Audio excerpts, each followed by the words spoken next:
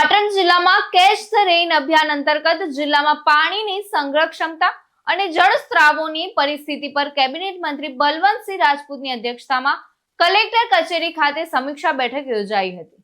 તો આ બેઠકમાં કેબિનેટ મંત્રી બલવંતસિંહ રાજપૂતે જિલ્લામાં અટલ ભૂજળ યોજના અંતર્ગત મંજૂર થયેલા કામોને ઝડપથી પૂરા કરવા અને જિલ્લામાં પાણીનું સ્તર ઊંચું લાવવા માટે જન ભાગીદાર અને દાતાઓના આર્થિક સહયોગથી પાણીના કામો પૂર્ણ કરવા સૂચન કર્યું હતું. કેબિનેટ મંત્રીએ કહ્યું કે વરસાદી પાણીને કેવી રીતે સંગ્રહિત કરી શકાય, કેવી રીતે જમીનમાં ઉતારી શકાય એ બાબતની ચિંતા કરી જિલ્લામાં પાણીનું સ્તર ઊંચું આવે એ પ્રકારનું આયોજન વ્યવસ્થા કરવા સૂચન કરવામાં આવ્યું હતું. તો જિલ્લામાં પાણીની સ્થિતિ સુધરે એ માટે સંસદ સભ્ય, ધારાસભ્યો, વહીવટી તંત્ર, સંગઠન અને સામાજિક અને શૈક્ષણિક સંસ્થાઓ, ડેરી, ગ્રામ પંચાયતો, પાલિકાઓ, દાતાઓ એમ તમામ સાથ સહકારથી પાણીના કામો કરવામાં આવશે. શાળા, કોલેજો, સરકારી ઓફિસો, પંચાયત ઘર જેવા સ્થળોએ પણ જળ સંગ્રહનું કામ કેવી રીતે કરી શકાય એ બાબતની સમીક્ષા કરાઈ છે. તો પાટણ જિલ્લામાં 10,000 ખાડાઓ કરવા, બંધ હાલતમાં પડેલા બોર રિચાર્જ કરવા, જૂના કુવામાં પાણી નાખવું, તળાવો ઊંડા કરવા, ખેતરમાં હોલિયા બનાવવા જેવા કામો કરવામાં આવશે.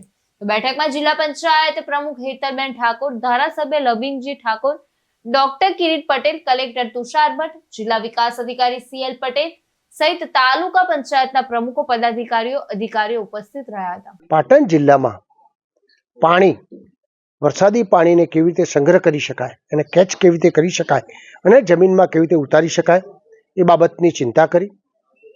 આદરણીય કેન્દ્ર સરકારમાં CR પાટીલ સાહેબે ચિંતા કરીને એક ગાઈડલાઈન બહાર પાડી છે.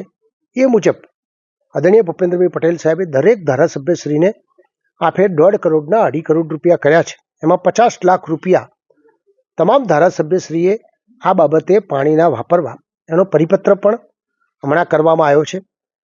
અને પરિપત્રના આધાર પર અમે બધાએ સામૂહિક એક મિટિંગ કરીને પાટણ જિલ્લો જે આજે 7મા નંબરે જે છે એને કેવી રીતે પાણીના સ્તર ઊંચા આવે એ બાબતની ચિંતા કરવાનો સમય સમજીને બધાએ ચિંતા કરી છે.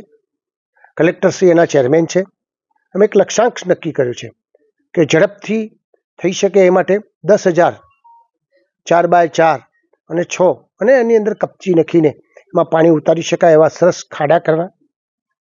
રિચાર્જ જે બોર છે સમગ્ર જિલ્લાની અંદર જે ભૂતકાળની અંદર બંધ થઈ ગયેલા છે એ બધાને 90-10ની સ્કીમની અંદર ચાર્જ કરી શકાય એ પ્રકારની વ્યવસ્થા કરવી. જે કૂવા આપણા ભૂતકાળની અંદર 100 ફૂટ 150 ફૂટ એવા હતા એ પ્રકારના કૂવાઓ પણ શોધીને એમાં પાણી નાખવું. એ સિવાય તળાવો ઊંડા કરવા પ્રકારના લક્ષ્યાંક સાથે આજે પાટણ જિલ્લામાં સામૂહિક રીતે બધાએ નક્કી કર્યું છે. મને ખાતરી છે કે જે લક્ષ્યાંક કર્યું એના કરતાં પણ યોગ્ય રીતે સારું કામ થશે. ધર્મેન્દ્રસિંહ દરબાર સાથે ચક્રવાત ન્યૂઝ પાટણ.